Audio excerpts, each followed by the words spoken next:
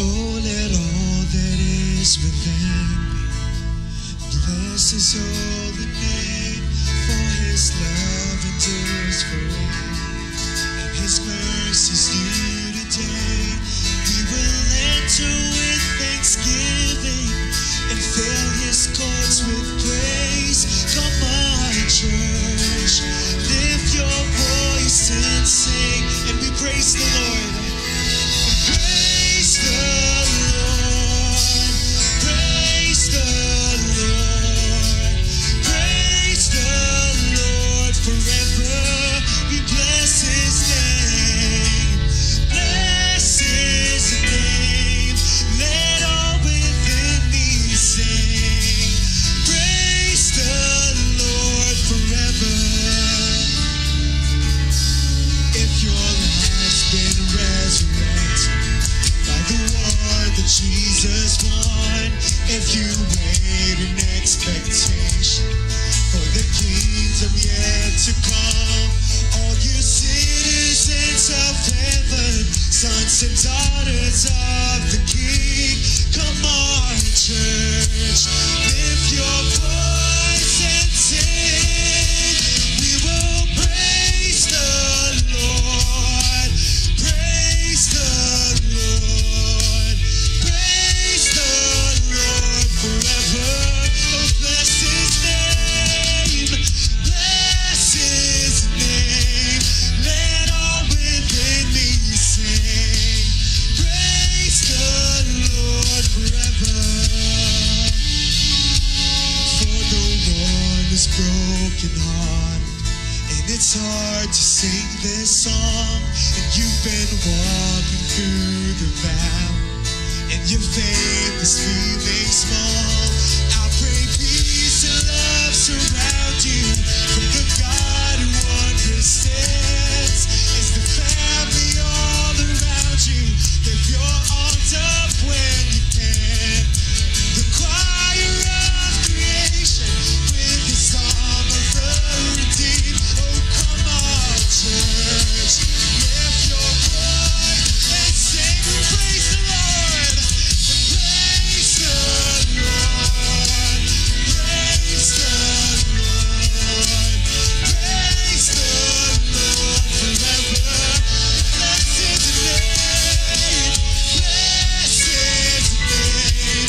Let all within me sing, praise the Lord forever. Come on, praise the Lord, praise the Lord, praise the Lord forever.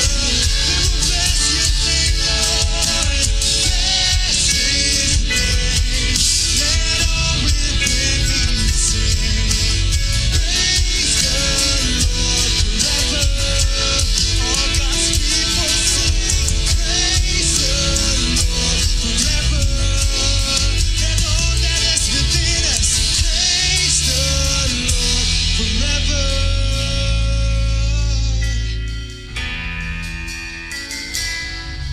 We praise Your name, Lord, in this place, in this house.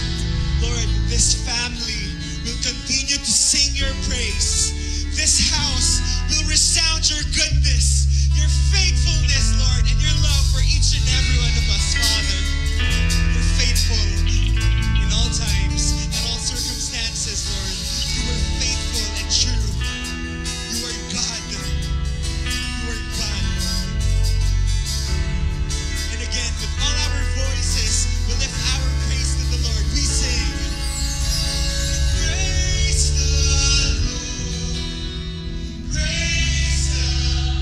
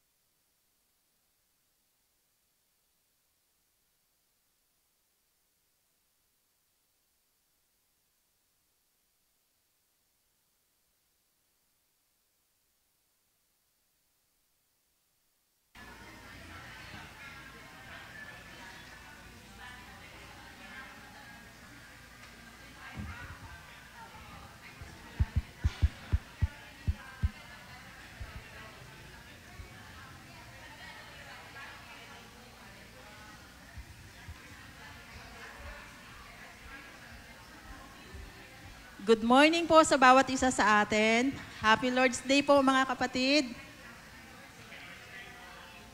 Ayan, good morning po maging doon sa mga kasama po natin sa online.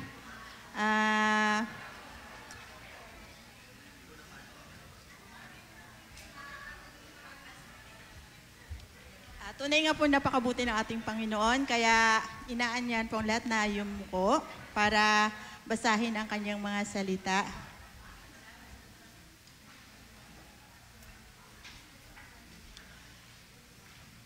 Sabi nga po, ang ating Diyos ay dakila at mabuti, kaya samahan niyo po akong basahin ang kanyang mga salita sa awit 63:1-5. O Diyos, ikaw ang aking Diyos na lagi kong hinahanap, ang uhaw kong kaluluway, tanging ikaw nga ang hangad. Para akong tuyong lupa na tubig na siyang lunas.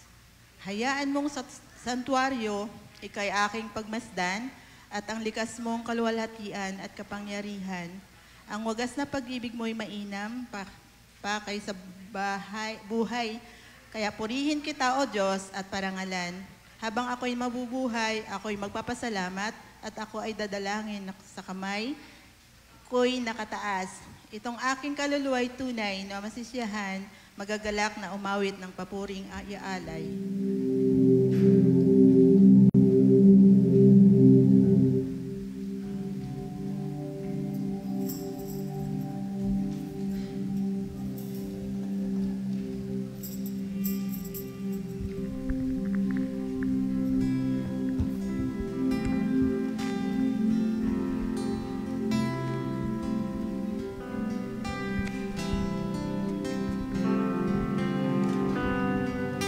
Sama-sama po tayong umawit sa Panginoon. And let this be a reminder for us na kahit po gaano kalalim yung mga kasalanan, yung mga failures po natin, God's mercy is always greater than that. It is always stronger and more powerful than all of our failures and sins.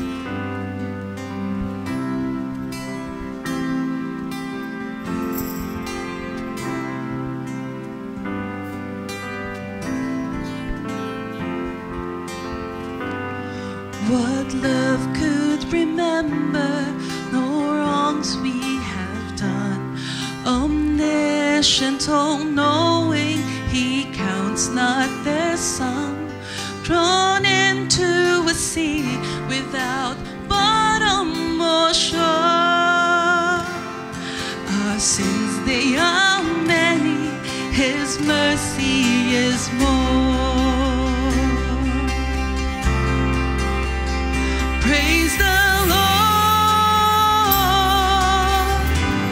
His mercy is more.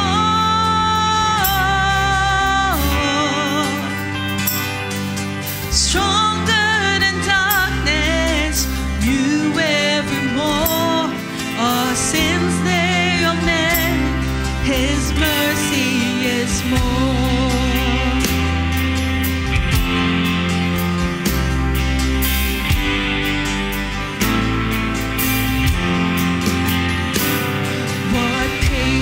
Would wait as we constantly roam. What Father so tender is calling us home. He welcomes the weakest, the vilest of all. Our sins, they are many, His mercy is more.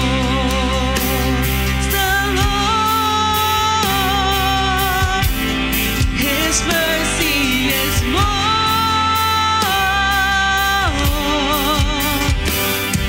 Stronger than darkness, new evermore.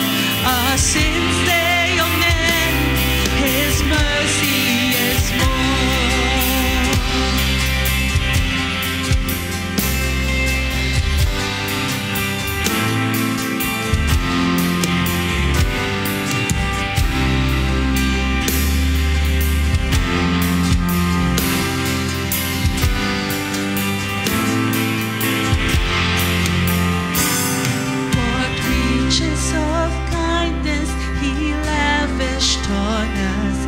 His blood was the payment, His life was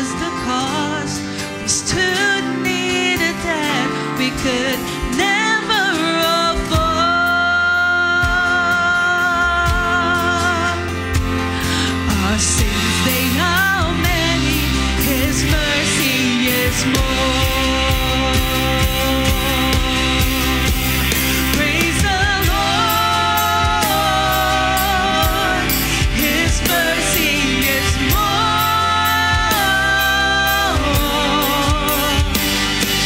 Stronger than darkness, new every morn.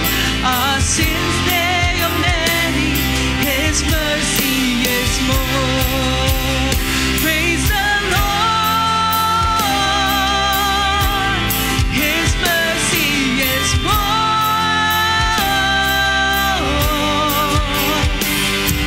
Stronger than darkness, new every morn.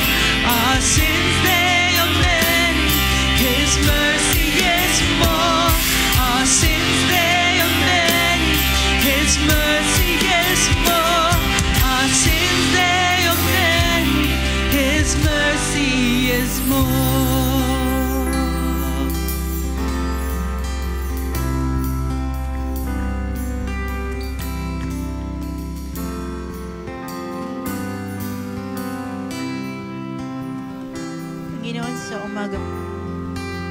Panginoon, sa umaga pong ito, kami patuloy nagpupurit, nagpapasalamat sa iyong kabutihan, sa iyong kadakilaan sa buhay ng bawat isa sa amin. Salamat po, Panginoon, sa oras na ito. Nawa po, Panginoon, ay kami po ay sama-samang magpuri at magpasalamat sa iyo. Makinig ng iyong mga salita. Dalangin po namin, Panginoon, na ikaw po nawa ay aming mapangiti sa aming pagtayo, sa aming mga kinaupuan. Ikaw po nawa, Panginoon, ay malugod sa bawat aming ginagawang pagsamba at pagpuri sa iyo. Dalangin po namin, Panginoon, ang aming gawain sa iyo sa oras na ito. Ikaw po nawa, Panginoon, ang maitaas namin sa aming mga buhay at sa bawat pagpupuri namin, Panginoon, mabigyan ka po namin ng ngiti. Dalangin din po namin, Panginoon, ang mga tagapanguna namin sa gawain ito, ang aming tagapagsalita, Lord. Dalangin namin na ikubli niyo po siya, Panginoon, sa iyong likuran. At ang bawat salita mo, Panginoon, na aming marinig, nawa ito ay magamit namin sa araw-araw naming pamumuhay. At ikaw po, Panginoon, magdakilain sa bawat oras na aming mga ginagawa. Bigyan niyo po kami, Panginoon, ng tengang malinaw na pandinig, pusong mapagtanggap sa bawat salita mo na aming marinig. At sa umagang ito, Panginoon, maging doon po, Panginoon, sa mga kapatid namin na hindi pa namin kasama ngayon, na nasa biyahe pa. Patuloy na ikaw po, Panginoon, ang mag-ingat sa kanila, sa kanilang pagbibiyahe, maging doon sa mga nanonood sa online. Dalangin din po namin ang bawat isa sa kanila na patuloy na ikaw po, Panginoon, ang mabot sa kanila, sa kanilang kinalalagyan, at doon sa mga kasama po namin na hindi namin kasama ngayong araw. Alam niyo po, Panginoon, kung ano yung mga sitwasyon na mayroon sila. Kaya dalangin po namin, Panginoon, bigyan niyo po sila ng kalakasan at sa iyo po namin ipinagkatiwala ang buong oras namin gugugulin sa iyong bahay-sambahan at patuloy namin itinataas ang iyong pangalan at ibinabalik sa iyo ang mataas na papuri at papasalamat. Ito po ang aming dalangin sa pangalan ni Jesus. Amen. Ayan, isang magandang umaga nga po muli sa bawat isa sa atin. Bigyan nga po natin ng isang malakas na palakpak ang ating Panginoon. Amen. Hayaan niyo po na basahin ko ang sabi po sa Psalms 126 verse 3. The Lord has done great things for us and we are filled with joy. Tunay nga po na napakaraming bagay na dapat natin ipagpasalamat sa Panginoon, na dapat natin ibalik sa Kanya. Ating pagsamba, ang ating pagluwalhati sa Panginoon ay nararapat lamang po na ating sama-samang ihandog sa Kanya ngayong umagang ito. Kaya nga po ngayong umagang ito, atin pong alalahanin ang kabutihan ng Panginoon sa atin, ang Kanyang biyaya, ang Kanyang habag, ang Kanyang kabutihan, ang Kanyang pagmamahal. Tayo po ay sama-samang umawi, tayo po ay sama-samang sumamba sa ating Panginoon.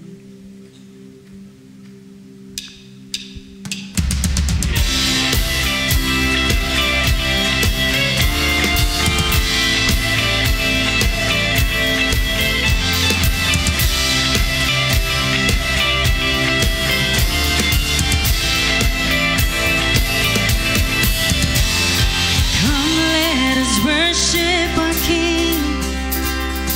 Come, let us bow at His feet.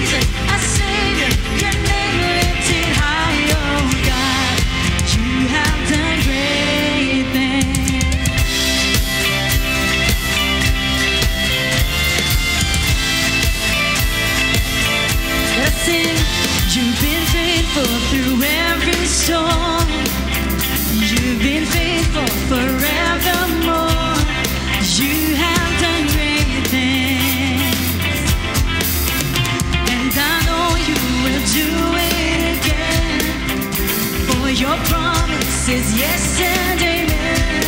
You will do great things.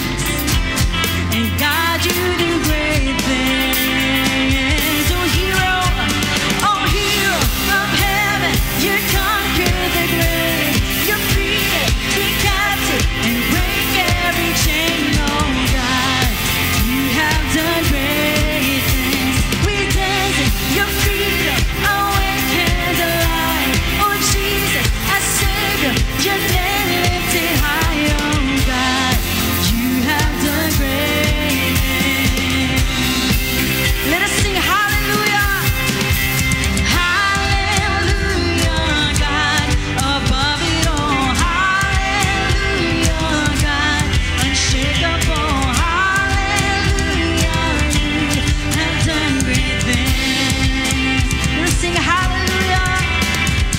Hallelujah, God, above it all. Hallelujah, God, unshakable. Hallelujah, you have done great things. You've done great things. Oh, hero of heaven, you conquer the grave. You free every captive and break every chain. Oh God, you have done great things. We dance in your freedom, awake and alive. Oh Jesus, our Savior, your name lifted high. Oh God, you have done great things. Oh hero of heaven, you conquer the grave. You free every captive and break every chain. Oh God, you have done great things. We dance in your freedom, awake and alive. Oh Jesus, our Savior, your name lifted high. Oh God, you have done great things. You have done great things. Oh God, you do great things.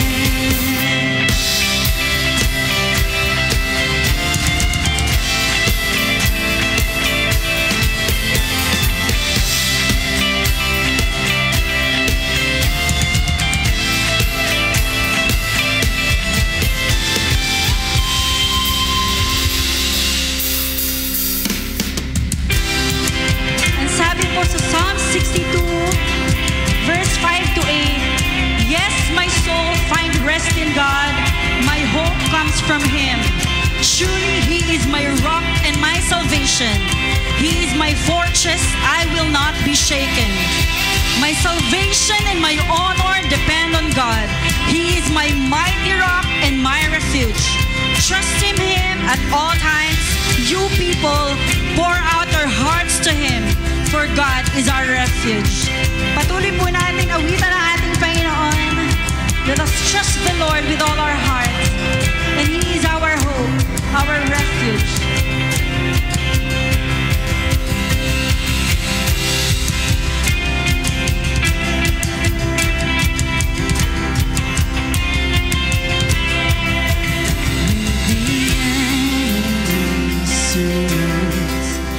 And my heart grows faint within when the darkness surrounds and my fears are pressing in. I will trust in you, oh Lord. In the silence I will stand upon your word.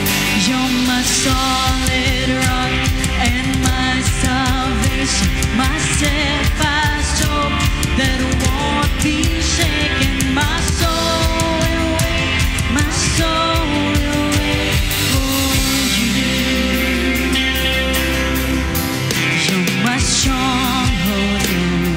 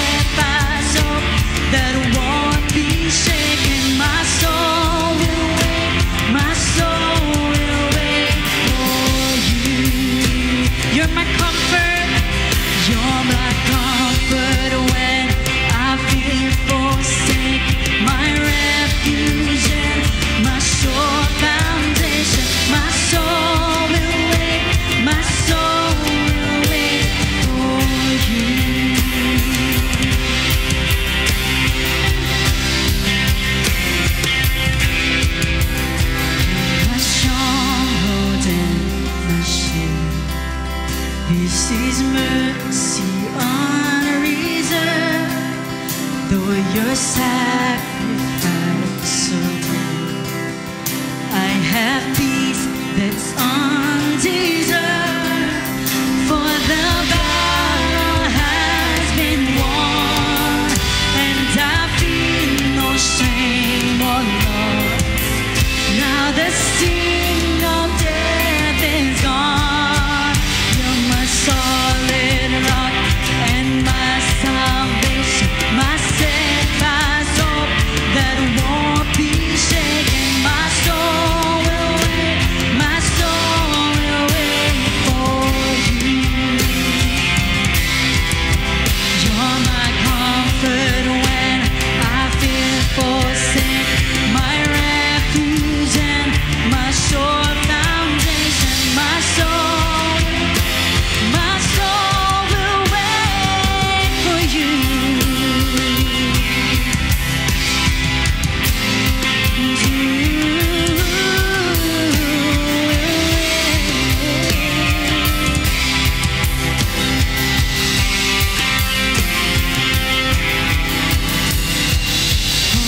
Pouring our hearts before you, we will trust in you.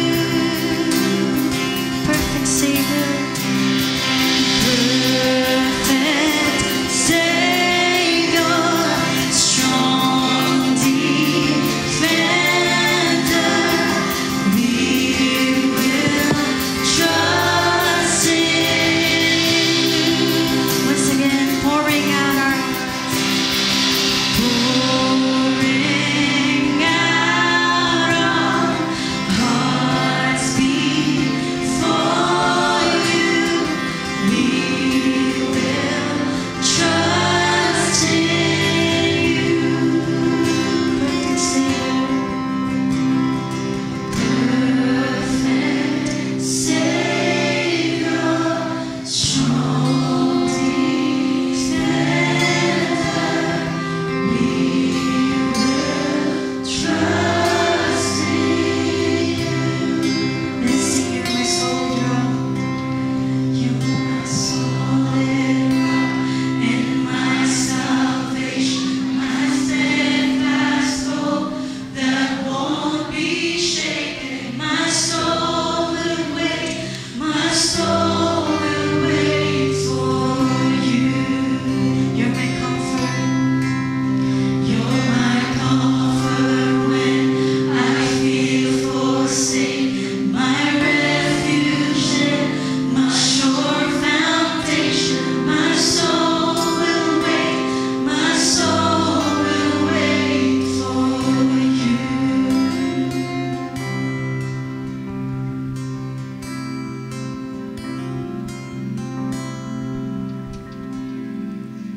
Patuloy po nating awitan ng Panginoon. Patuloy natin siyang sambahin. Tayo ay magpasalamat sa Kanya, for He has found us. Tayo mga naligaw, tayo mga nagkasala. Grabe ang pagmamahal po ng Panginoon sa bawat isa sa atin. God never leave us. And His mercy and grace na hindi natin deserve ay patuloy po niyang ibinibigay sa bawat isa. Kaya marapat lamang po na atin siyang sambahin, awitan, papurihan sa umagang ito. Hallelujah, Lord. Hallelujah, Lord.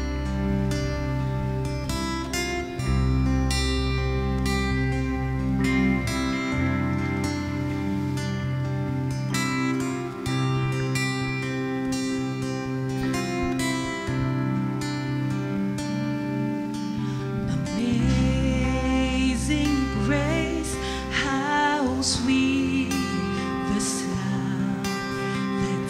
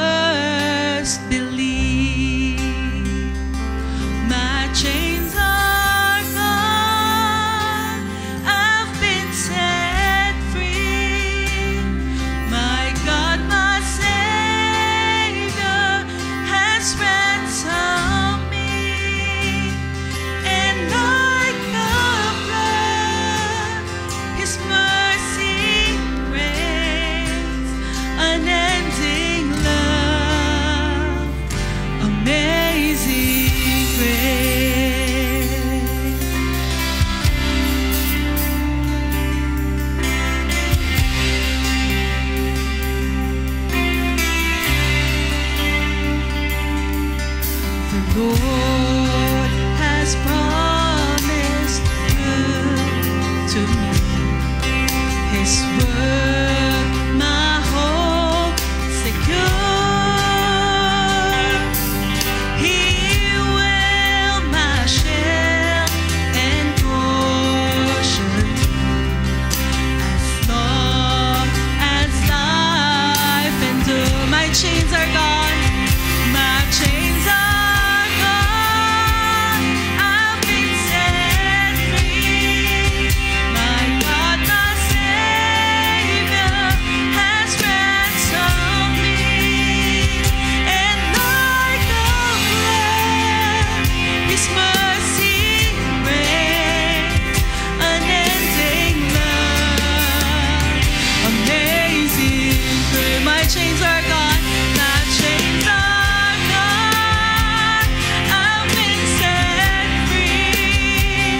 My God, my Savior has ransomed me. And like a flood, His mercy reigns, unending love, amazing grace.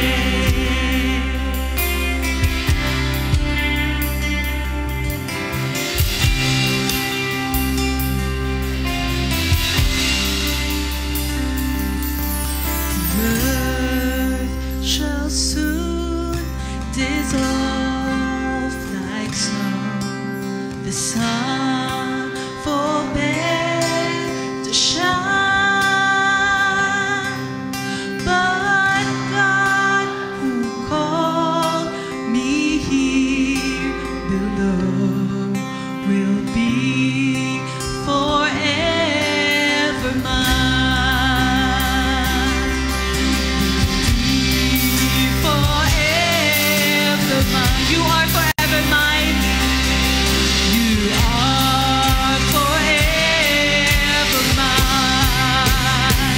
My chains are gone. I've been set free. My God, my Savior has ransomed me. And like a flood, His mercy reigns, unending love, amazing grace. My chains are gone. I've been set free. My God, my Savior has ransomed me. And like a flood, His mercy reigns, unending love, amazing grace, unending love, amazing grace, unending love, amazing grace. Yes, Lord. Thank you for your amazing love. Thank you, Lord, for your amazing grace, Panginoon. Yung grace na hindi namin deserve, Lord, pero patuloy niyong pinagkakaloob. Thank you, Lord, for setting us free. Thank you, Lord, for the freedom. Thank you, Lord, for never-ending love sa bawat isa. Maraming salamat, Lord. Maraming salamat. We love you, Lord. We love you. We love you, Lord. Love you. Minsan pa po, awitin natin, my chains are gone. Hallelujah. My chains are gone. I've been set free. My God, my Savior has ransomed me. And like a flood, His mercy reigns, unending love, amazing grace. Minsan pa, my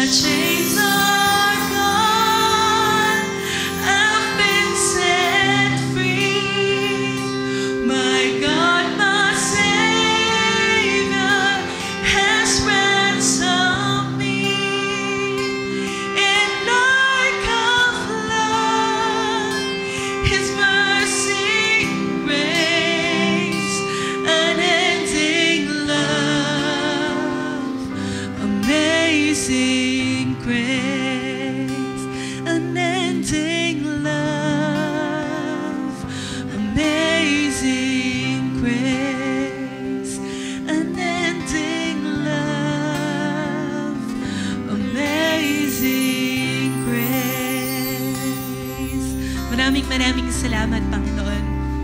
Maraming salamat po. Mahal ka po namin na aming Ama. Mahal ka po namin. Ito po ang aming dalangin sa pangalan ni Jesus. Amen at amen. Isang malakas na palakpak po para sa ating Diyos na buhay. Hallelujah.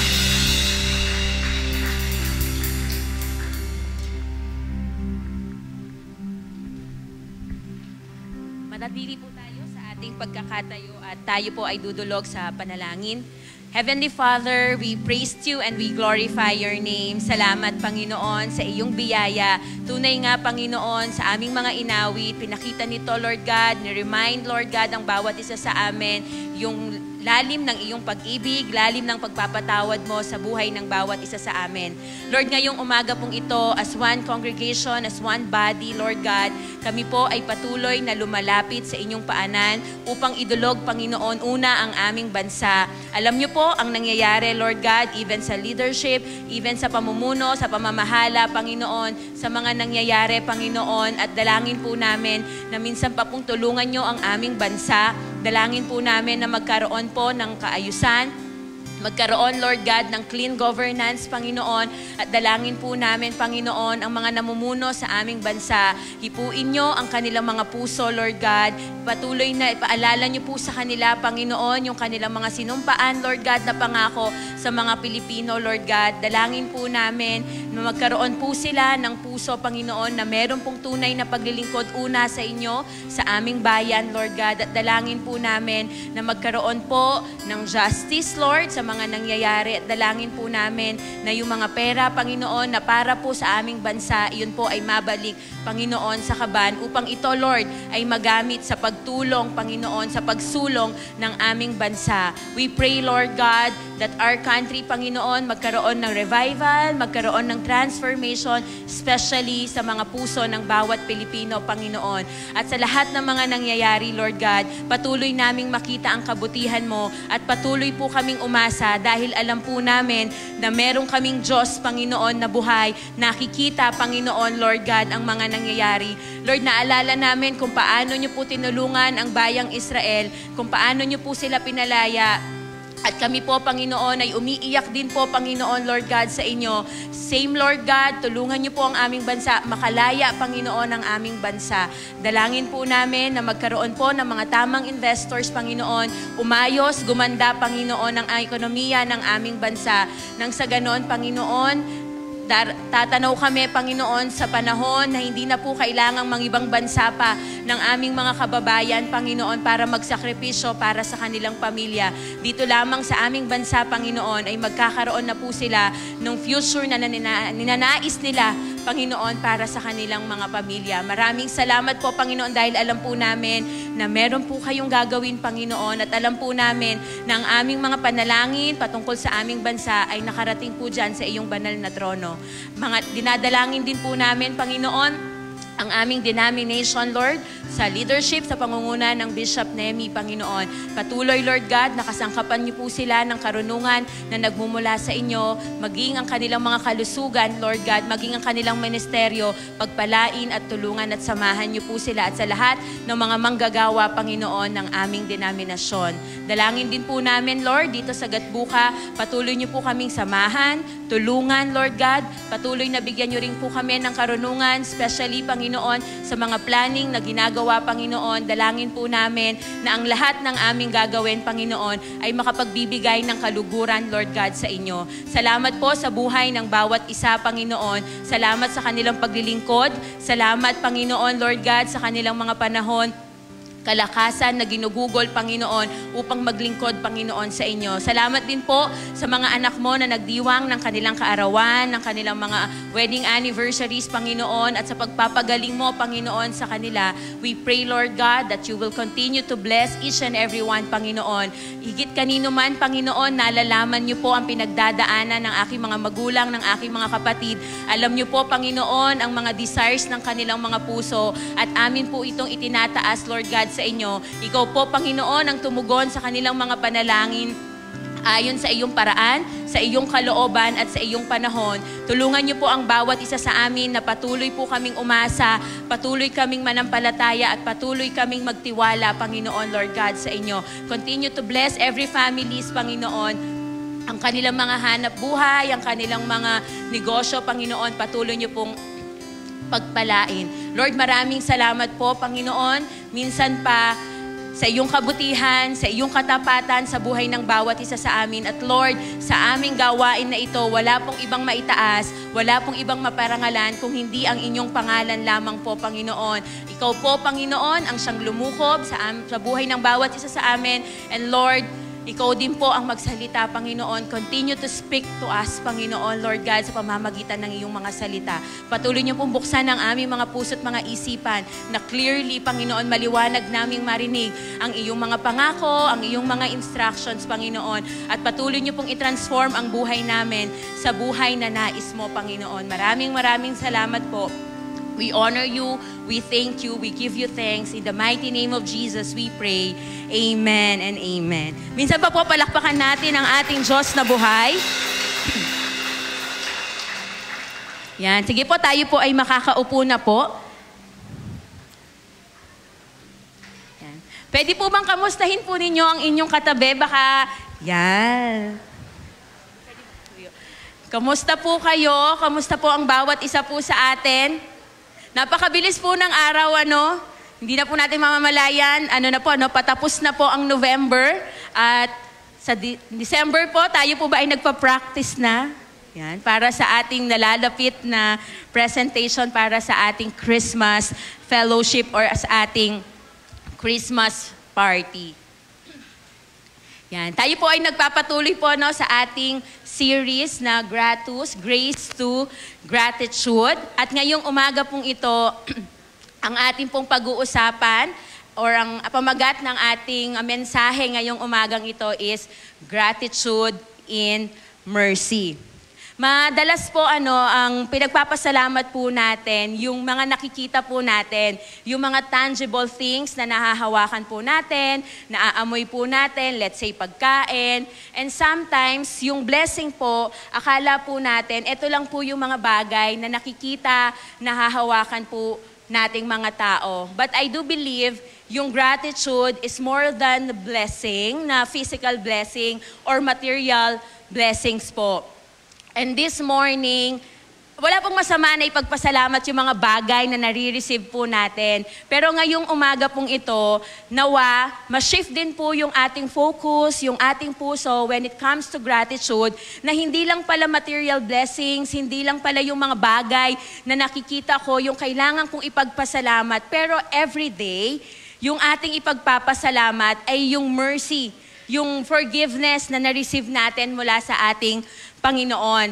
Minsan nga po, baka nakakalimutan na natin na ipagpasalamat yung mga bagay po na yon sa ating buhay. Kaya ngayong umaga pong ito, minsan pa, atin pong alalahanin yung mercy, yung forgiveness na naranasan po ng bawat isa po sa atin at makita po natin na ito pala ay sapat na pong dahilan upang magkaroon po tayo ng isang pusong laging nagpapasalamat sa ating Diyos.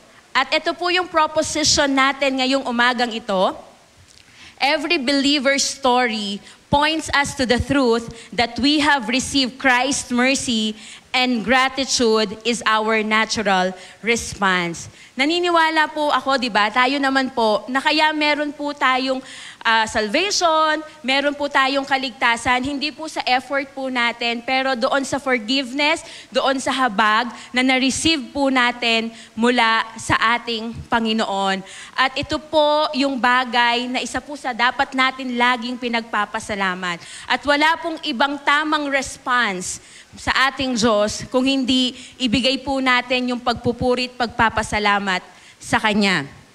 Minsan po, i-define pa natin, ano po ba yung mercy na sinasabi po, Yung mercy po, the gift of God's undeserved kindness and compassion. And mercy is the foundation of forgiveness expressed in God's pardon of human sin. Again po, yung habag, yung love, yung forgiveness ng Panginoon, hindi po natin deserve yon. Hindi po natin deserve yung kabutihan, yung pag-ibig ng Diyos sa atin. Pero dahil po sa kanyang habag, yung pong kasalanan na para po sa atin ay hindi niya po ibinaba dahil sa pag-ibig at sa kabutihan niya po sa atin. At yung forgiveness po, dahil po yun sa habag ng Diyos sa atin, kaya niya po tayo pinatawad sa ating mga kasalanan. And sabi ko po, enough reason for me to be grateful because of the mercy, forgiveness na na-receive ko mula sa ating Diyos. Sa dami, di ba kung matatandaan po natin sa Old Testament, para po mapatawad ang kanilang mga kasalanan, ano po ang ginagawa ng mga Israelita? They have to offer yung mga maayos, yung parang perfect na animals para i-offer. Kung ganun pa rin po yung magiging sukatan para mapatawad tayo ng Diyos, sabi ko, baka wala na po tayong hayop na ma-offer mula sa ating Panginoon. Because kanina tulad ng inawit, di ba? Many sins, but the mercy of God, mas malalim, mas malawak, at mas marami. Kumbaga, punong-puno ng mercy ang ating Panginoon. Again, God forgives us because He is merciful. Tama po ba? And isa po sa mga character po sa Bible na alam ko po, marami po sa atin na nakakakilala po kay David. Isa po ang tinagurian po na sa character sa Bible, a man after God's own heart. Pero si David po, naranasan niya rin po yung pagpapatawad ng Diyos. Alam po natin si Haring David, siya po ay nagkasala ng adultery, maging ng murder mula nung nakilala niya si Bathsheba. At dahil nakagawa siya ng adultery, ano po yung ginawa niya? To cover up his sin, pinapatay niya po ang asawa ni Bathsheba na si Uriah. And for so many months, years, hindi po agad inadmit ni David yung kanyang pagkakasala. Actually, kailangan pa pong mag-send ni God ng prophet. Sino po yung prophet na pinadala ni God kay David? That is Prophet Nathan. Di po ba? Para lamang pong ma-realize ni David yung kanyang ginawang pagkakamali. Kaya makikita po natin sa ating pong batayang teksto ngayon sa Psalm chapter 32 kung ano po yung na-experience ni King David when he received forgiveness at kung ano po yung naranasan din ni David nung sa panahon na hindi pa siya nagko-confess sa kanyang mga kasalanan. Kaya samahan niyo po ako, atin pong aralin, atin pong pagbulay-bulayan ang salita ng ating Panginoon. Our first point is this, the power of forgiveness. Ang sabi po sa Psalm 32 verses 1 to 2, blessed is the one whose transgression is forgiven, whose sin is covered. Blessed is the man against whom the Lord counts no iniquity and whose spirit there is no deceit. Sa first two verses po, dinescribe po ni David yung tatlong kasalanan na nakommit niya po. Una, transgression, sin, and iniquity. Tignan po natin ano po ba yung difference ng transgression, nung sin, at nung iniquity. Yung transgression daw po, ito po yung crossing line ng defying authority. Ito po yung direct offense natin na nagagawa sa ating Panginoon. Kaya ang sabi po ni Haring David sa Awit 51 verse 4, sa iyo lang ako nagkasalang tunay at ang ginawa ko'y di mo kinalugdan, kaya may katwiran ka na ako'y hatulan, marapat na ako'y iyong parusahan. So yung transgression, ito yung direct offense against God. Again, yung sin naman po, pare-pareho po itong kasalanan. Pero nakita po ni David, ito yung mga description niya doon sa mga nagawa po niyang pagkakamali. Sin is falling short of failing to live up to God's standard. Kasi di ba yung holiness po ng Panginoon, wala po talagang makakaabot doon. Kaya ang sabi, di ba sa Romans chapter 3 verse 23, for all have sinned and fall short of the glory of God. Alam po ni David na yung kanyang nagawang pagkakamali ay hindi po nakapagbigay ng kaluguran sa ating Diyos. Kumbaga sa standard ng ating Panginoon, hindi po naabot ni David yon. And I do believe even now, no one can live up doon sa holiness ng ating Panginoon. Pero in-acknowledge po ni David yung kanyang pagkakamali. Iniquity, yung kasinungalingan, yung kasamaan. Sabi nga po natin kanina, may nagawa na siyang kasalanan at pinagtakpan pa ni David yung kanyang pagkakasala sa pamamagitan ng murder. Pinapatay niya po yung asawa na si Uriah. Yun po yung sinabi ni David dito, yung transgression, yung sin, and iniquity. Naranasan po, nakomit po ni David.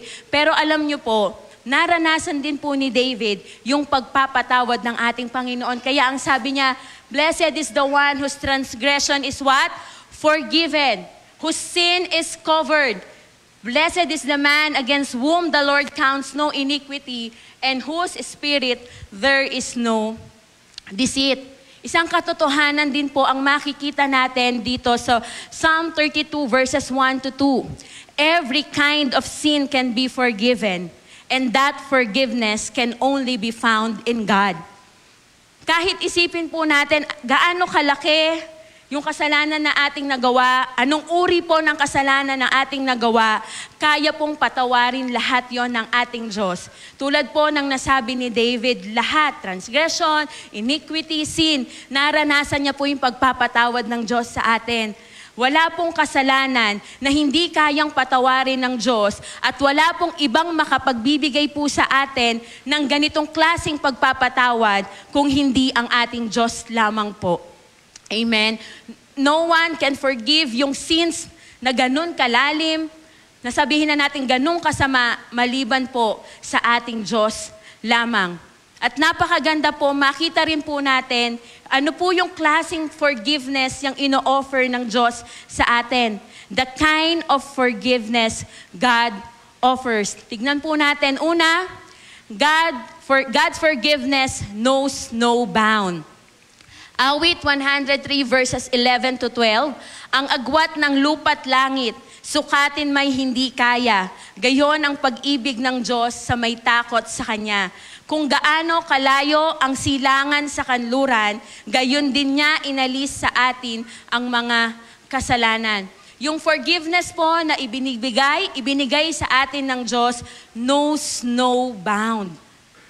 Ibig sabihin po, kaya niyo po bang sukatin gaano kalayo yung ng north, east, west, south? Hindi po, di ba? Ako kasi to be honest, hindi po. Wala po akong alam sa mga ganon. Pero pinapakita po nito na ganon po kalalim yung pag-ibig ng Diyos na kaya niya pong patawarin yung kasalanan natin. At yung pagpapatawad po ng Diyos, wala pong measure. And yun po yung forgiveness na hindi po kayang ibigay ng tao.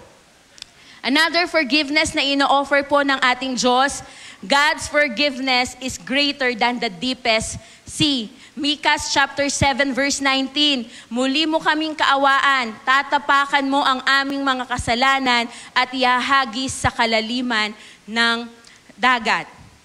Another forgiveness na ino-offer sa atin, kind of forgiveness na ibinibigay sa atin ng Diyos, God's forgiveness is full and complete. Ang sabi po sa Hebrews chapter 8 verse 12, sapagkat patatawarin ko ang kanilang mga kasalanan at kalilimutan ko na ang kanilang mga kasamaan.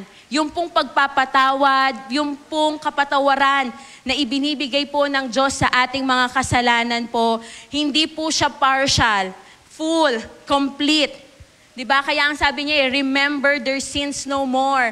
Ine-emphasize po dito yung total removal of guilt at yung kasalanan po ng ating Panginoon, hindi niya na po inire-remind sa atin, kinakalimutan niya po.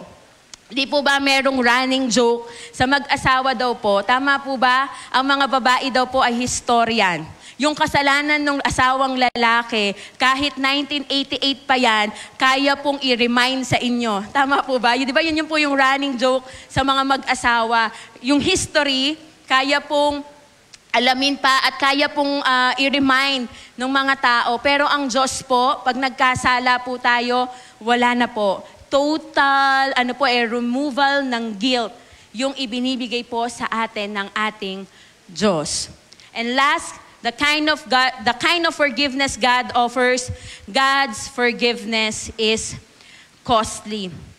Ang sabi po sa Colossians chapter 2, 13 to 14, kayong dating patay dahil sa kasalanan, kayong mga hintil na hindi saklaw ng pagtutuli ayon sa kautusan ay binuhay ng Diyos kasama ni Kristo.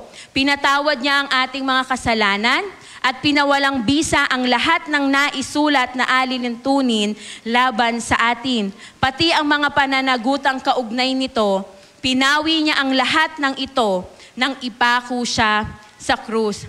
Totoo po, pinatawad ng Diyos ang ating mga kasalanan. God forgives our sins, but it wasn't cheap at hindi po siya madali. Yung pong pagpapatawad po na ibinigay sa atin ng Diyos, yun po ay dahil sa buhay ni Kristo. Para maranasan po natin yung pagpapatawad, para maranasan po natin yung forgiveness, naging posible lamang po yun dahil ibinigay ni Jesus, ni Jesucristo, ang kanyang buhay para po sa atin. Yung po yung sabi nating mercy yung punishment na dapat po para sa atin, yung pong parusa na para po sa atin, na dapat tayo po ang magbata, ang kumuha po nun ay ang ating Panginoong Jesus. Kaya meron pong pagpapatawad. Kaya po yung forgiveness, yung pagpapatawad na atin pong natanggap, it is costly. Why? Because the life of Jesus Christ, yun po yung naging kapalit para maranasan po natin yung pag-ibig at yung pagpapatawad ng ating Diyos. Ang kasalanan po na para sa atin, na dapat tayo po ang nagbata, si Kristo po ang sumalo lahat ng ating mga kasalanan. And that is, yung po yung forgiveness na tanging ang Diyos lamang po ang makapagbibigay po nito sa atin. Paano po natin ito i-apply sa ating mga buhay? Be grateful for God's forgiveness. Sabi ko nga po kanina, madalas talaga na ipagpapasalamat po nating mga tao, Lord, salamat sa pagkain, salamat sa trabaho, salamat Lord God sa blessings. Pero baka lang naman po, ma-remind po tayo ulit na sa mga pagpapasalamat po natin sa ating Diyos, alalahanin po natin yung forgiveness, yung mercy.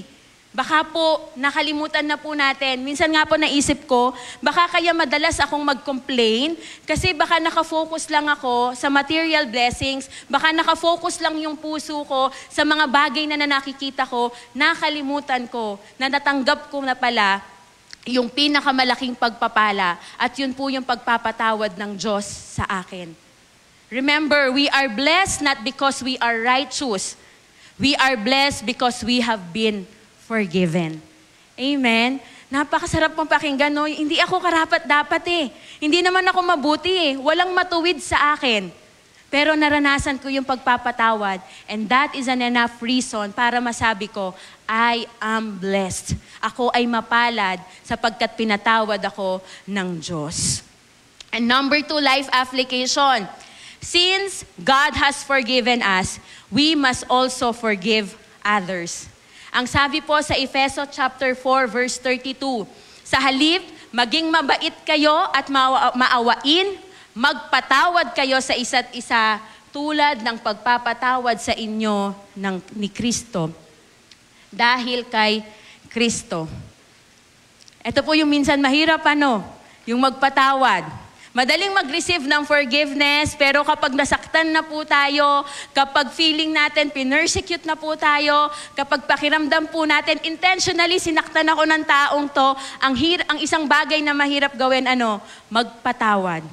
Pero pinapaalala po sa atin na tayo din naman po ay pinatawad ng ating Diyos. Sino po tayo para hindi i-extend yung pagpapatawad sa mga tao? Whether humingi sila ng sorry or hindi, our responsibility as Christians, as believer, to extend that kind of forgiveness na na-receive po natin, na natanggap po natin po mula kay Kristo.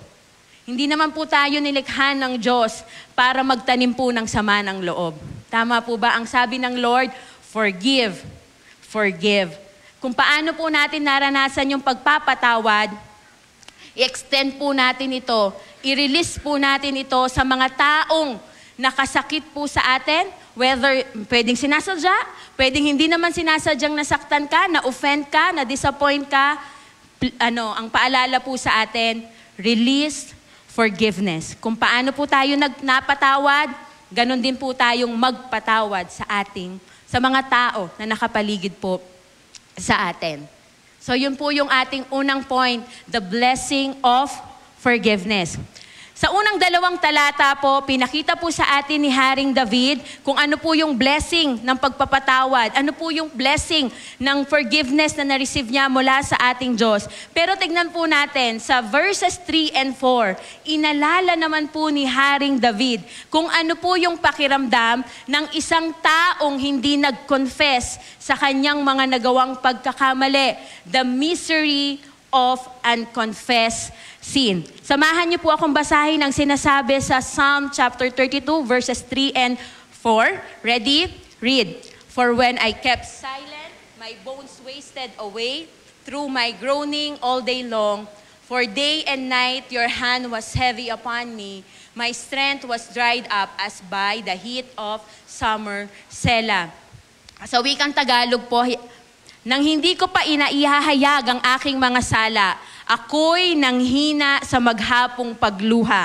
Sa araw at gabi, ako'y iyong pinarusahan. Wala nang natirang lakas sa katawan, parang hamog na natuyo sa init ng tag-araw. For some time po, di ba, sabi nga natin, hindi naman po immediately kinonfess ni David yung kasalanan na nagawa niya po. Di ba? Ang ginawa pa nga po niya, kinover up niya yung kanyang sin. At dahil merong unconfessed sin, dahil merong hindi inadmit na kasalanan, ang sabi ni David, grabe yung paghihirap na kanyang naranasan po. In ancient Hebrew po, based dun sa commentary po na aking binasa, yung buto daw po natin, yung bones ng isang tao represents the deepest, most vital part of a person's physical being. Yung pong term na wasting away or wasted away, it means naranasan po ni David yung severe, malalang physical pain and emotional suffering. Yun po pala yung misery, no? Yun po pala yung pain, yun po pala yung burden ng isang tao na hindi nag-admit sa kanyang kasalanan. Physically, emotionally draining. Tama po ba? Parang ang bigat ng dalahin. Minsan nga po, di ba, minsan nga po, pag nag-uusap kami ni Pastor Emil, halimbawa ako, alam ko sa sarili ko, meron akong nagawang pagkakamali, pero hindi ko nare-realize yun. Actually, alam niya, parang iba yung itsura mo, iba yung aura mo. Naalala ko kagabi nung nagre-review ako, sabi ko, baka eto din yon na may bigat sa isang tao na merong unconfessed sin. Kapag merong, di ba halimbawa po, meron kang, halimbawa, ito pong mic, dala-dala ko hanggang paglabas mamaya. Hanggat hindi ko binibitawan yung mic, hindi po ako magiging komportable. Hindi po magiging mabigat po yung aking dalahin. Kaya po, ang sabi ni David, yung unconfessed sin, it brings physical pain, it brings emotional suffering. Kaya yun po yung inalala po ni Haring David na kapag tayo po, meron tayong mga unconfessed sin, mga bagay na hindi pa natin nahihingi ng tawad sa ating Diyos, baggage po natin yun hanggang ngayon Bit-bit pa rin po natin yun Dalahin pa rin po natin yun. Kaya pinaalala po sa atin ni Haring David, ngayon po evaluate natin yung ating mga sarili. Even as kami pong mga workers, meron pa bang bagay na maaaring nagawa ko, pero hindi ko na-admit or baka naman hindi ko pa naihingi ng tawad sa ating Diyos. Kasi po baka bit-bit pa rin po natin yon. Baka kaya ang bigat ng pakiramdam po natin, hindi dahil lamang talagang mahirap ang buhay, pero baka meron po tayong mga unconfessed sin. Ang sabi rin po ni David, for day and night your hand was heavy upon me. Yung hand po dito, nire-represent po nito yung discipline from the Lord. Yung sinabi po ni Haring David na your hand was heavy upon me, it means kino-correct ni God. Dinidil ni God personally yung mga kasalanan ni David. Kino-convict niya yung mga kasalanan na nagawa ni David. Pero alam niyo po, one good thing, isang bagay po na napakabuti ng ating Diyos, Yung discipline po ng Diyos, hindi para i-condemn po tayo. Yung discipline po ni Lord, hindi po para i-judge tayo. But the discipline of God is for us na iprotektahan po tayo at para manumbalik po tayo sa Kanya. Yun po yung klase ng disiplina. Yun po yung klase ng correction na ibinibigay po ng Diyos sa atin. The image of God's hand here refers to God's convicting and disciplining hand. Naalala ko yung sinabi ni Paul sa unang Korinto chapter 11, 27-30. Hayaan niyo po akong basahin. Kaya ang sino mang kumakain ng tinapay at umiinom sa kopa ng Panginoon sa paraang di nararapat ay nagkakasala sa katawan at dugo ng Panginoon. Kaya't dapat siyasatin ng tao ang kanyang sarili bago siya kumain ng tinapay at uminom sa kopa. Sapagkat ang sino mang kumakain at umiinom nang hindi kinikilala ang kahalagahan ng katawan ng Panginoon ay kumakain at umiinom ng kahatulan laban sa kanyang sarili. Iyan ang dahilan kung bakit mahihina at sakitin ang marami sa inyo, may ilan ngang namatay na. Pwede po pala na isa sa consequence ng mga unconfessed sins po natin is yung ating physical health. Pero balansehin po natin. Hindi dahil nagkasakit yung tao, ay makasalanan yan, nagkasakit yan. Hindi po. I-evaluate po natin mismo. Wala naman pong ibang makakapag-evaluate sa atin eh. Kung hindi po yung sarili din naman po natin. Tayo naman po talaga yung nakakaalam ng mga bagay po na nagawa po natin. Pero ang pinapaalala po ni David sa atin, possible po pala na yung mga physical pain na nararamdaman natin, yung mga emotional suffering na nararamdaman natin, it's because of our unconfessed sin. Kaya mainam po na tayo po, i-evaluate po natin yung ating sarili. Isa pong bagay ang talagang natutunan ko kay Bishop Domingo doon sa aming klase. Marami pong tinuro ang Bishop Domingo. Pero ito po yung isa sa mga bagay na tumatak po sa akin. Every night daw po, bago matulog ang Bishop Domingo, inaalala niya po yung kanyang ginawa mula umaga hanggang sa matapos ang araw at inihingi niya po ng tawad.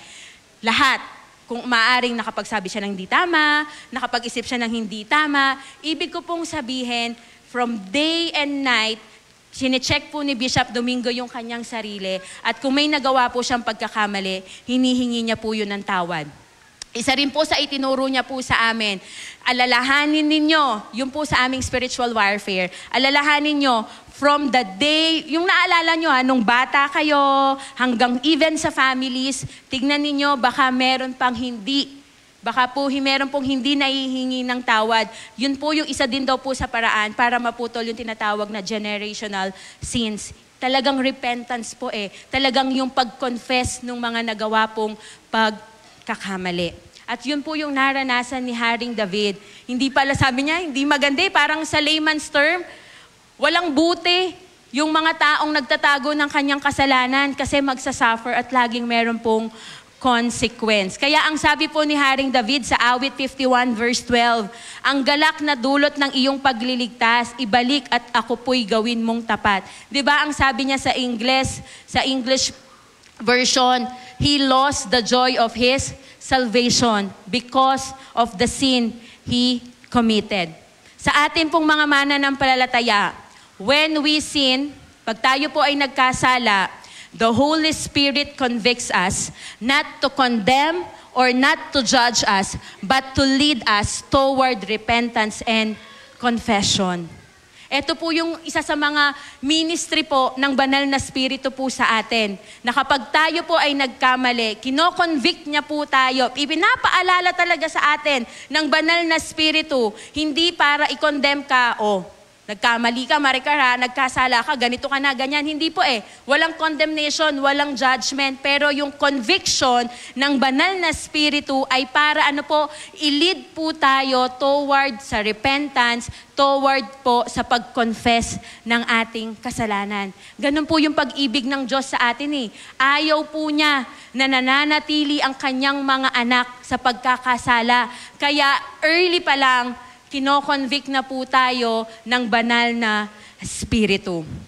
Inalaw ng Lord na maranasan ni David yung paghihirap because of the unconfessed sin, yung kanyang painful experience, hindi para ibagsak si David, kung hindi para makita ni Haring David ang pangangailangan niyang bumalik sa ating Diyos. At ano po yung magiging application po natin dito sa point number 2? Let us evaluate ourselves. Let us ask ourselves, are there sins that God wants me to confess? May mga bagay pa ba na pwedeng hindi ko na-admit at ang hinihintay lang ng Panginoon ay yung pag-confess at paghingi ko ng tawad sa Kanya? And number 2, let us all be honest with God. Confessed. Ang Diyos po, walang judgment. Kahit ano po yung maramdaman natin, ano po yung nagagawang pagkakamali natin, kaya po tayong unawain at patawarin ng Diyos. Confessions of our sin is not punishment. Huwag po nating makita na yung pag-confess, yung paghingi ko ng tawad sa Diyos, punishment po. Hindi. Hindi po yan parusa. Yung confession po ng ating mga kasalanan, it is the doorway, it is the pathway. Ito po yung tamang way para muli po tayong makabalik sa presensya ng ating Diyos. Again, confession is not punishment. It is the doorway, it is the pathway to being in the presence of God. If we want to have a relationship sa ating Diyos, let us confess and let us ask for God's forgiveness. And that leads me to point number 3, the path to forgiveness. The process of forgiveness. Naranasan po ni Haring David yung pagpapatawad. Tignan po natin kung ano ang ginawa ni Haring David. Ang sabi po sa verse 5, I acknowledge my sin to you, and I did not cover my iniquity. I said, I will confess my transgressions to the Lord, and you forgave the iniquity of my sin. Sabi nga po natin kanina, hindi naman po agad na-realize ni David yung kanyang kasalanan. Pinadala ng Diyos si Prophet Nathan para i-expose mismo kay David yung kanyang nagawang pagkakamali. Mababasa po natin yon sa 2 Samuel.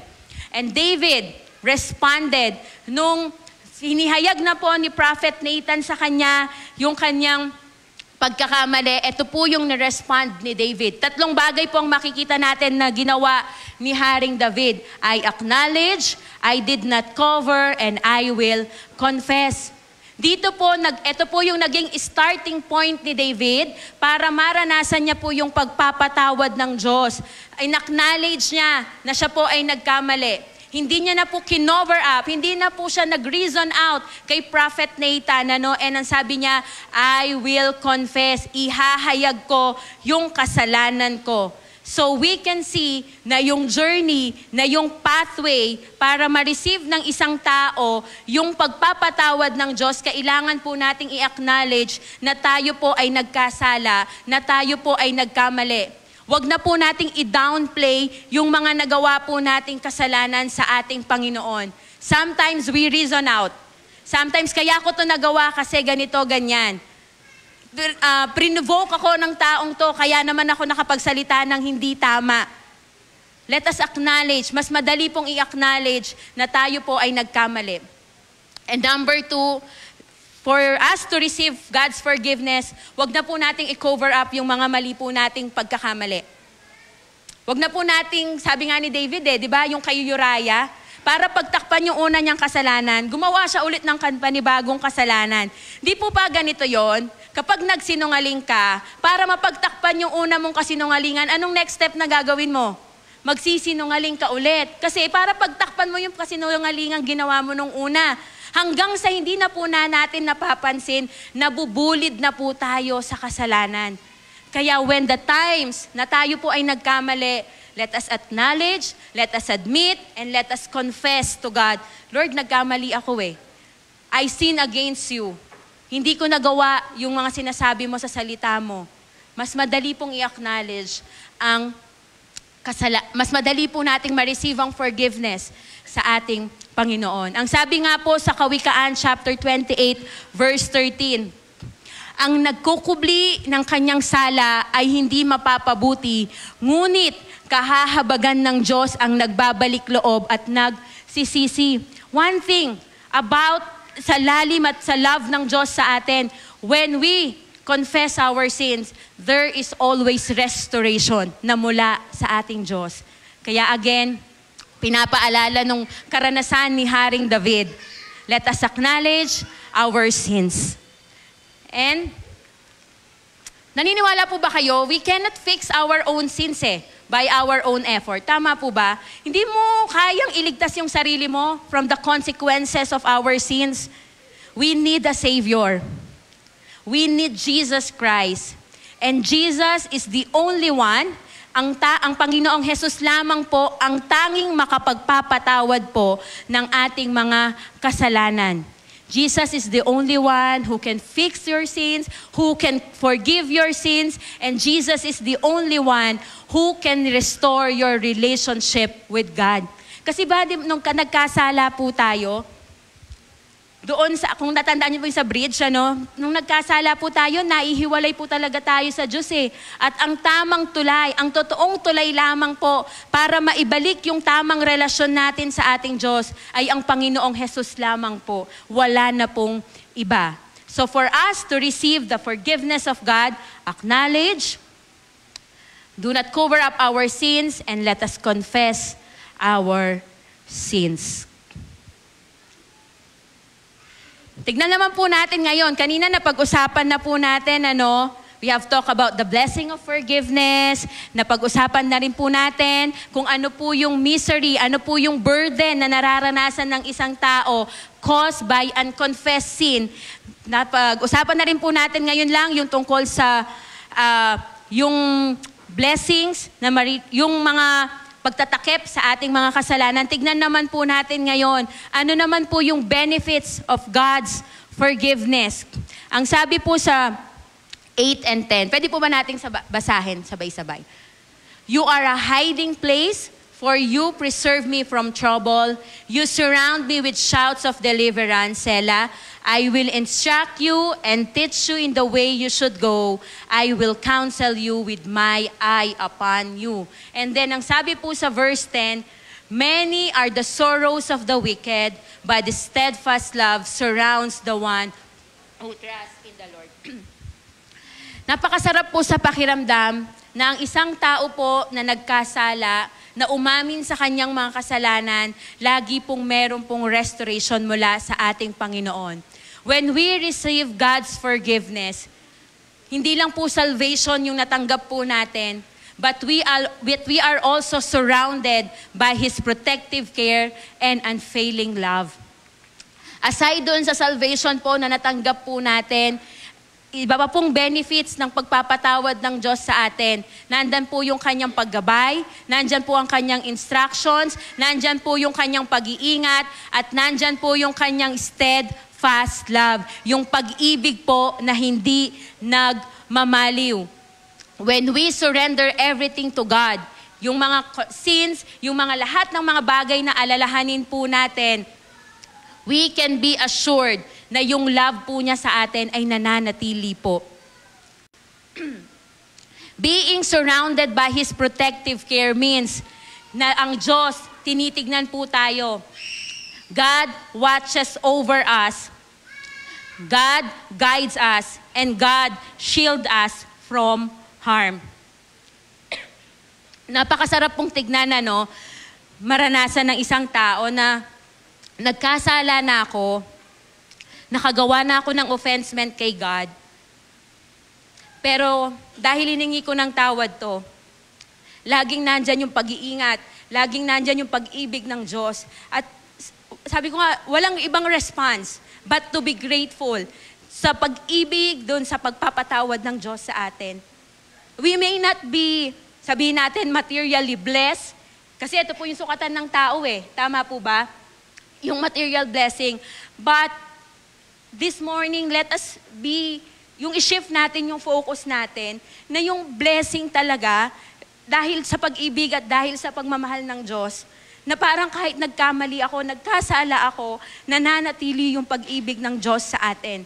May that be enough reason for us to be grateful at makita po natin na, ay, bless ako, mapalad ako. Hindi dahil kulang ako. Pero dahil sapat ang pag-ibig at pagpapatawad ng Diyos sa atin.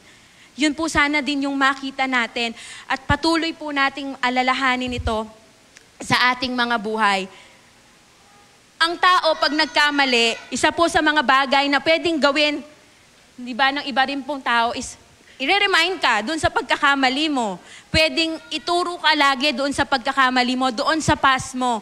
Pero ang Diyos po, hindi ganun eh. Ang sabi niya, unfailing love. Yung pag-ibig po ng Diyos, constant. Yung pag-ibig po ng Diyos, never ending. Walang katapusan. At yung pag-ibig po ng Diyos, unconditional.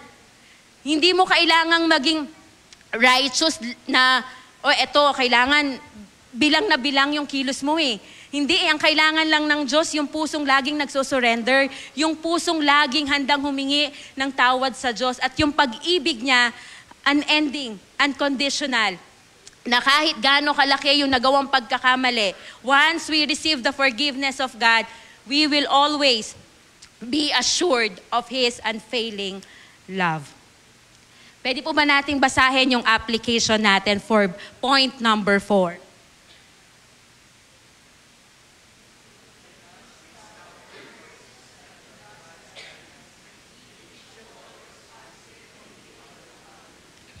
Ito po yung isa nating application. Why? Kasi ang sabi po ni David sa verse 9, be not like a horse or a mule without understanding, which must be curbed with bit and bridle, or it will not stray near you. Kasi po pala, kapag ang isang tao nananatiling matigas ang puso, nananatiling matigas ang ulo, di ba yung yung kabayo, kailangan pang pilitin para lamang sumunod, para maibalik sa tamang posisyon. Ang sabi ni David, wag tayong parang maging katulad ng kabayo na kailangan pa tayong kontrolin, na kailangan pang paluin para sumunod at para bumalik tayo sa Diyos. Let us not be stubborn. Wag na pong maging matigas ang ating ulo. Wag na po tayong maging resistant doon sa guidance ng ating Panginoon. Kasi naman po, di ba, nagbigay na po ang God ng instruction sa atin sa pamamagitan ng kanyang mga salita. Maging teachable po tayo, maging responsive po tayo, at let us all be willing to follow Him. Minsan, di ba, totoo naman po, kahit ako personally, minsan kailangan ko pang maranasan yung discipline, minsan yung term na palo ng Diyos para ma-realize ko, oo nga may mali ako. Oo nga, meron akong bagay na nagawa against God. Kaya ang pinapaalala po ni Haring David, wag na to tayong tulad ng mga kabayo na kailangan pang disiplinahin, na kailangan pang lagyan ng sa bibig para sumunod. No, ngayon pa lang po, maging foundation na po natin yung pagsunod sa salita ng ating Diyos, yun sa instructions po ng ating Panginoon. Again, do not be stubborn or resistant to God's guidance. Be teachable, responsive sa kanyang mga salita, and willing to follow Him. Now, tignan po natin for our last point. Ano po yung right response natin doon sa mercy, doon sa forgiveness na na-receive po natin sa ating Panginoon? Basahin po natin yung sinasabi sa Psalm 32 verse 11. Be glad in the Lord and rejoice, O righteous, and shout for joy, all you upright in heart. Ito po yung naging damdamin, ito po yung naging response ni David. Ang sabi niya, naranasan ko yung pagpapatawad ng Diyos, at ang aking tamang response ay maging magalak, maging mapagpasalamat sa ating Diyos. Kaya sabi natin, gratitude in mercy. Let us all be thankful. Let us shout praises. Let us shout, Lord, thank you because of the forgiveness, because of the mercy na na-receive ko mula sa iyo. Walang tamang response kung hindi laging merong may pusong mapagpasalamat sa ating Diyos. Sino ang hindi magpapasalamat kung nakapagbigay ng pagpapatawad ang Diyos sa atin? Sino po ang hindi magpapasalamat kung naging nandyan yung protection, kung laging nandyan yung guidance ng ating Panginoon? Sinong tao ang hindi magpapasalamat kapag nandyan yung assurance, kapag nandyan ang pangako ng Diyos na unfailing love? parang ang tigas naman ng puso natin kung hindi po natin magagawang magpasalamat sa Diyos. God, pinatawad ang ating kasalanan, nandyan ang kanyang pangako, nandyan ang kanyang instructions, at nandyan yung kanyang pag-ibig. Ang right response is to be grateful. Maging mapagpasalamat po tayo. Ito pong verse na to, ito pong chapter 32 na ating binasa sa awit, it teaches us na yung confession and forgiveness, it brings relief and nagbibigay po ng tunay na kagalakan. Sana po, ma-encourage po tayong lahat na itong bagay na to ay lagi po nating maipagpasalamat sa ating Diyos. And for our conclusion, may we never take God's mercy lightly, and may we never grow numb to His grace. Wherever there is mercy, ano daw po? There is gratitude. Pag sinabi po nating never take God's mercy lightly, huwag po nating maipagwalang bahala yung forgiveness, yung compassion. Kasi po sabi nga natin, yung forgiveness ng Diyos, hindi po cheap. Buhay po ni Kristo yung ibinigay niya po sa atin. Let us value yung forgiveness na na-receive po natin sa ating Diyos. Bigyan po natin ng pagpapahalaga, yung pagpapatawad po na natanggap po natin mula sa ating Diyos. We should never grow numb to His grace. Ano po ito? Maging ano po tayo? Let us remain appreciative. Na kahit alam mo na, parang ano po yung humility po talaga natin sa Diyos na, grabe kaya ako nakakatayo If not for your mercy, Lord, if not for your grace, nasaan ako ngayon? Let us remain appreciative doon sa blessings ng mercy and forgiveness ng ating Panginoon. And wherever there is mercy, there must be gratitude. Being aware of God's mercy and grace should lead us to humility, appreciation, and a heart full of thankfulness. The more we nire-remind natin yung sarili po natin, again, sabi ko nga if not for your mercy, Lord, if not for your grace, nasaan ako ngayon? Hindi ko kayang tumayo. Hindi ko kayang, baka nga kahit bumangon, hindi ko kaya kung wala yung, kung wala po yung habag at kung wala po yung biyaya ng Diyos sa atin. At dahil lagi po nating nire-remind yung sarili natin, alam niyo po, mas nagiging humble po tayo. Mas nagiging appreciative po tayo at mas nagkakaroon po tayo ng pusong mapagpasalamat. Kasi alam po natin na lahat ng bagay na meron po tayo dahil lamang po yon sa habag at biyaya ng ating Diyos. At again, let us all be grateful sa mercy, let us all be grateful sa forgiveness po na natanggap po natin mula sa ating Panginoon. Let us all pray. Father in heaven, we praise you and we glorify your name. Salamat, Panginoon, sa paalala mo po, Panginoon, sa amin. Yung blessing ng forgiveness. Totoo naman, Lord God, hindi namin kayang mabuhay sa mundong ito kung wala yung habag, kung wala po yung biyaya mo, kung wala po ang inyong grasya. Salamat, Panginoon, sa pagpapatawad niyo po sa aming mga kasalanan. Baka minsan, Lord God, hindi na po namin nabavalue yung ginawa mo sa krus ng Kalbaryo. Baka kaya mas lagi naming nakikita yung mga bagay na wala kami kasi doon po kami nakafocus. Lord, minsan pa, ibalik niyo po yung aming focus, ibalik niyo po yung puso po namin sa totoong pagpapala na natanggap po namin at yun po yung pagpapatawad po ninyo. Lord, dinadalangin din po namin kung meron po kaming mga bagay pa na tinatago, may mga bagay pa po kami, Panginoon, na hindi pa po namin naihahayag sa inyo. Tulad nga po ng iyong mga salita sa unang chapter 1, verse 9, kung ihahayag po namin ang aming mga kasalanan, tapat ka po, patatawarin niyo po ang aming mga kasalanan. Lord, ipaalala niyo po sa buhay ng bawat isa sa amin, Lord God, yung mga bagay na maaring nagawa po namin na hindi pa rin po namin nako-confess, Panginoon, sa inyo. Lord, remind us, Panginoon. Lord, kung kinakailangang i-break niyo po yung puso namin, kung kailangan niyo pong durugin ang puso namin, Lord God, to remind us of our unconfessed sins, Lord, do so. para maranasan po namin yung tunay na kalayaan at maranasan po namin yung tunay na pagpapatawad, para ma-receive po namin yung pagpapatawad, Panginoon, sa inyo. Minsan pa, Panginoon, humihingi po kami ng gabay mula sa iyong banal na Espiritu na patuloy niyo po kaming samahan as we journey, Panginoon, dito sa lupa.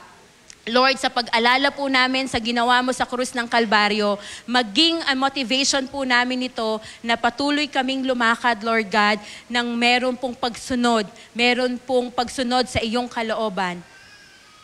Maraming salamat, Lord God, for your forgiveness.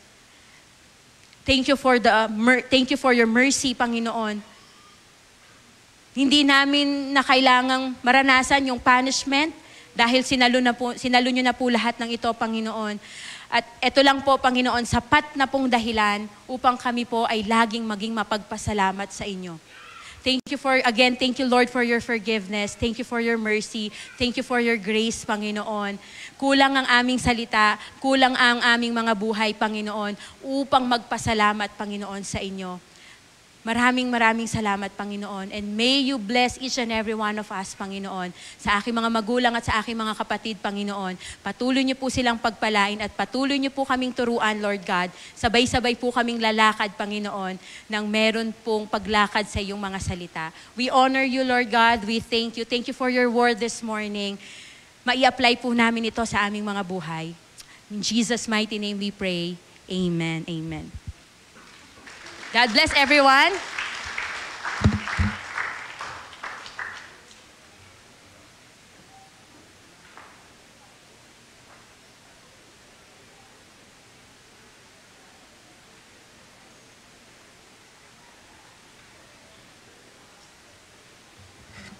Isang mapagpalang umaga po sa ating lahat. Ang pagkakaloob po ng handog ay isang bahagi po ng ating pagsamba sa umagang ito. Ina-acknowledge po natin na ang lahat ng bagay, maging ito man po ay material o espiritual, ay galing po sa ating Panginoon. At pagpapakumbaba din po na anuman po ang meron tayo ay sa habag at biyaya po ng Panginoon ito galing. Tayo po ay manalangin. Dakilang Diyos na makapangyarihan sa lahat, sa umaga pong ito ay patuloy ka po naming pinasasalamatan, Panginoon, sa napakabiyayang mensahe mo po sa bawat isa sa amin. Tunay po na maraming salamat sa unending love at amazing grace po na iyong pinagkaloob sa amin, Panginoon. Salamat din po sa pagpapatawad mo sa aming mga kasalanan, Panginoon. Ngayon po ay maghahandog kami na aming mga ikapo at pasasalamat sa iyo, Panginoon. Magamit po namin ito, Panginoon, sa pagpapahayag po ng iyong mga salita, Panginoon, sa pagtulong po namin sa aming mga kapatid na nangangailangan, Panginoon, sa pagpapala po namin sa mga manggagawa na iyo pong ipinagkaloob sa amin. Muli po, Panginoon, maraming salamat. Patuloy mo po kaming gabayan hanggang sa matapos po ang aming gawain, Panginoon. Sa iyo po ang pasasalamat, ang pagpupuri sa tanging pangalan po ng aming Panginoong Jesus. Amen.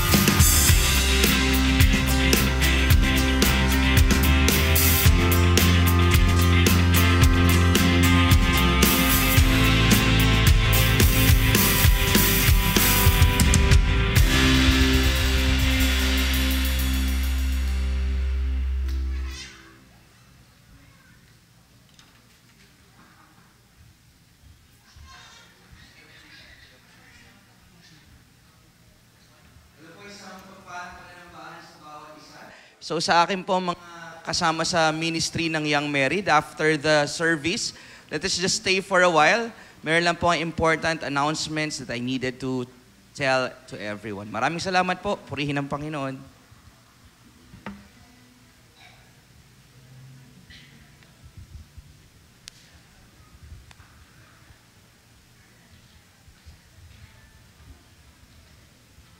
Regular announcements po.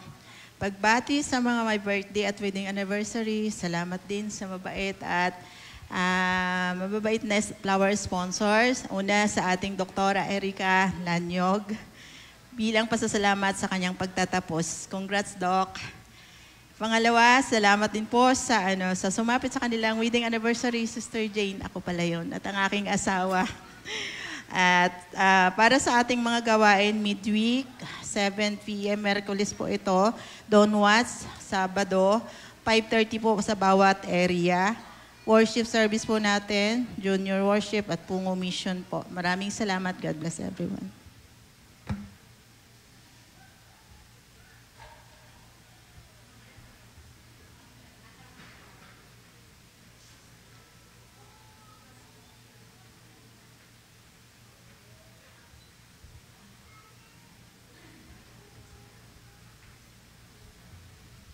Good morning po muli sa inyong lahat. Parte po ng announcement para sa programa ng ating iglesia. Sa Sunday po, ito po ang ating last Sunday ng November. Ating pong sineselebrate ang ating Thanksgiving Sunday. Yun, paalala lang po ulit sa ating mga food for sharing assignment, mga kapatid. Excited na tayong mag-save para dito at mayroon tayong maibaon sa darating na linggo. Ang mga taga-pungo po ay pinapakisuyuan na magbaon ng maisi-share na mga prutas. Pwedeng yung mga sariling ani kung meron, no, ate? Ayan. So, gatbukang mahaba, pork po ang sa inyo. Ang chicken menu naman po ay magmumula sa mga taga-gatbukang putol.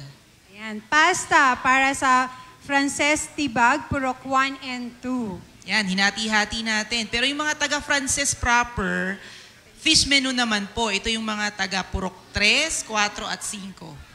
Ayan. Frances Bukid, vegetables po. Corazon at Bayan, desserts, mga minatamis. Ice cream, leche, pwede, mga ganun, yan. no? And then subdivision, ito po yung mga rice cakes or kakanin. Yun. Kayo po, dako tayo. Naka-line up kasi ang dami nating mga gawain. Nagpapakaabala talaga tayo para sa Panginoon. Ang susunod dito ay ang malaking kaabalahan na naman, paghahanda para sa ating Christmas Parables of Jesus drama presentation. Ito po ay sa December 21. Ito yung ating Congregational Christmas Party. Yan. So meron po tayong groupings mga kapatid, na-announce na natin to. Yun. Pero ngayon, nakikisuyo po ang lupo ng programa na para mas mahaba yung ating preparasyon, magmi-meet na po ang mga magkakagrupo. Ang unang grupo po ay mananatili po dito sa worship hall. Kayo po ay ang mga high schoolers, kababaihan 1, senior citizens at yung mga anak o apo na kasama ninyo. Okay, ang group 2 naman, mga kababaihan 2, kasama ang mga college, at mga kalalakihan, maging yung mga anak, mga bata na kasama nila. Sila ay sa? Kayo po ay sa grade 4 room, door next to canteen sa baba. Opo. Ang ikatlong grupo, 3 grupo lang po ang meron tayo, no po? Grade 5 room naman kayo sa taas dito po sa school building next to library. Young adult, YMO, YK, at yung mga kasama ninyong mga anak. Okay, this is Christmas Parables of Jesus stage play po. Strictly 15 to 20 minutes lang yung i-prepare nyong presentation. Yun, ninote na rin po natin yung mga criterias na pwedeng i-consider habang kayo ay nagpe-prepara o kasalukuyang mag-e-ensayo, Be reminded of our criteria for judging po. Mayroon tayong 50% sa katumpakan, yung fidelity to original story na ating mapipili. Ayan, 40% dun sa acting nila. Energy level, movements, ayan po yon. 20% sa production, ito yung mga performance na, efficient use of space, kung paano gagamit ng mga iba't ibang espasyo dito, iba't ibang espasyo. Yung kabuuan ng stage, relevance of the musical soundtrack din kasama dito, production, 20%. 10% is stage presentation, yung costumes, yung props, and appeal to the audience. Yan, pag-isipan na po natin. At yung panghuli, yung 15%, yung dramatic movement, mga iensayuhin ninyong galaw, dapat ay well-perform kayo sa craft at level ng difficulty, i-rate natin ito 15%. So total of 100%. 100%. Ayan, mayroon po kami mga suggested na parables. So yung pag nag-meet po kayo mamaya, maaari po kayong magkaisa na kung ano yung gusto nyong parable and then sabihin nyo po sa amin sa programa kung ano po yung napili nyong parable para po hindi magkapare-parehas. Ayun po. Okay na po. So, ang mga nababanggit po ay para sa paghahanda, atin pong ipanalangin, ipag-anyaya at paghandaan. Salamat po mga kapatid. Po.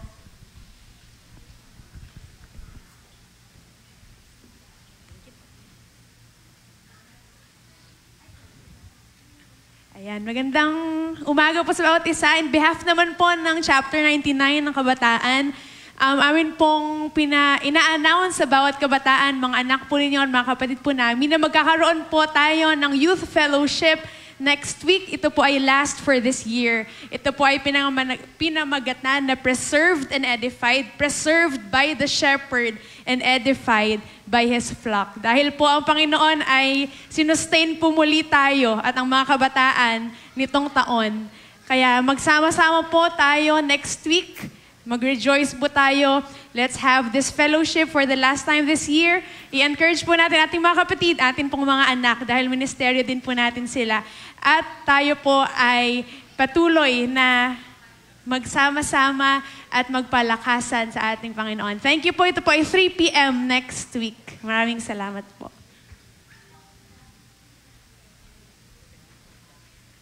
Yan po. Para po sa ating huling announcement po, minsan pa po inaanyayahan po ang bawat isa na ating pong suportahan ang ating nalalapit po na district na gawain. Ito pong nalalapit na December 6 po, Saturday sa Star Arena po. At pinakikiusapan po ang bawat pangulo ng kapisanan na hingin na po yung mga pangalan po ng pupunta sa ating district fellowship. Ito po ay may registration na 50 pesos para alam na po natin kung magbabas po ba tayo papunta doon sa ating venue para po maiayos po yung ating transportation. Kaya hinihilingan po na ating pong suportahan ito itong ating gawain.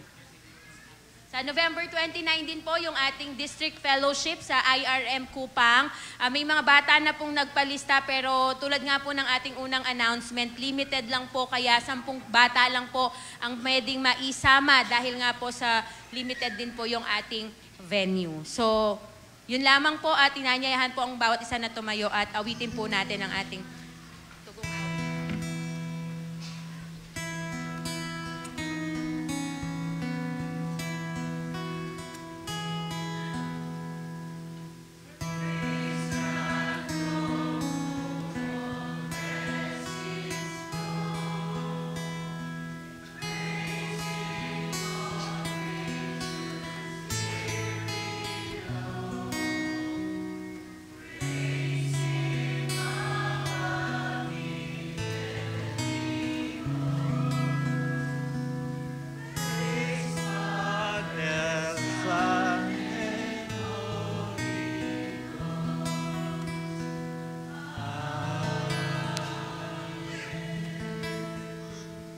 Lahat ng papuri, pasasalamat ay tanging sa iyo lamang, Panginoon. Dahil nabubuhay kami, hindi sa ganang sarili namin, kundi dahil sa dakilang pag-ibig mo na patuloy mong inilalaan sa amin. Kaya ngayon, Panginoon, tanggapin mo ang mayamang pagpapala ng Diyos Amang makapangyarihan sa lahat, ang patuloy na pagliligtas ng kanyang bugtong na anak na si Jesucristo, ang ating Panginoon. patnubay, pakikipisan ang sumaating lahat mula ngayon hanggang sa hinaharap. Sa pangalan ng Ama, ng Anak at ng Espiritu Santo. Amen, amen at amen.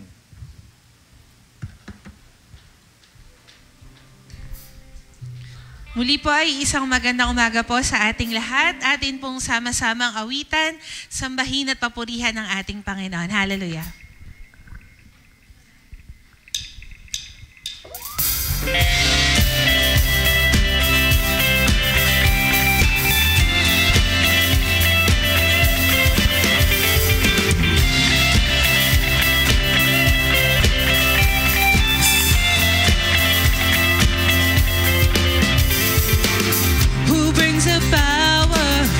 Sin and darkness, whose love is mighty and so much stronger.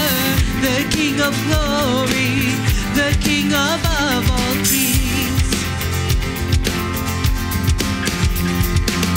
who shakes the whole